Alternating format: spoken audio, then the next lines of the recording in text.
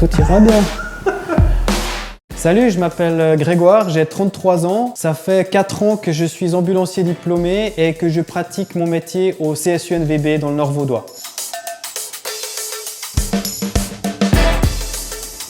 J'ai fini mon école obligatoire et puis j'ai fait un CFC d'électronicien. Durant ces années de pratique, je me posais beaucoup de questions quant à mon avenir et mon orientation professionnelle. Ensuite, j'ai fait mon école de recrue au sein des troupes de sauvetage. C'est là que j'ai découvert le domaine du secours et là, je savais ce que je voulais faire.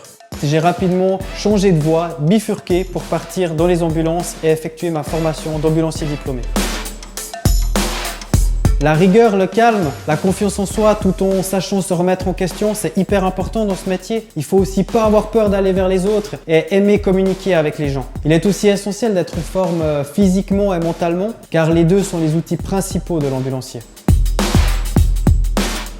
Ce qui me plaît dans ce métier, c'est que chaque journée est différente. On peut être dans la forêt sous une pluie battante et 2 heures après, on se retrouve dans un appartement surchauffé au chevet d'une personne âgée. Donc, on a un métier hyper vaste.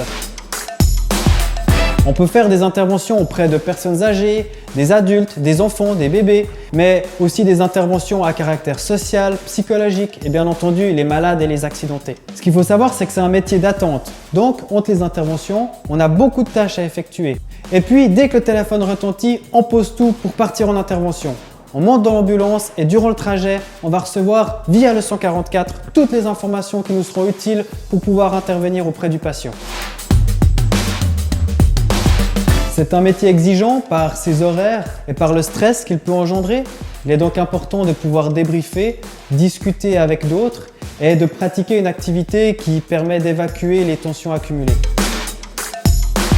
Je pense que c'est un métier qui, à la longue, peut être difficile physiquement ou psychiquement si on est à 100% sur le terrain. C'est pourquoi j'ai envie un petit peu de développer mes connaissances en me formant peut-être dans le management afin de peut-être occuper un poste de direction ou de responsable.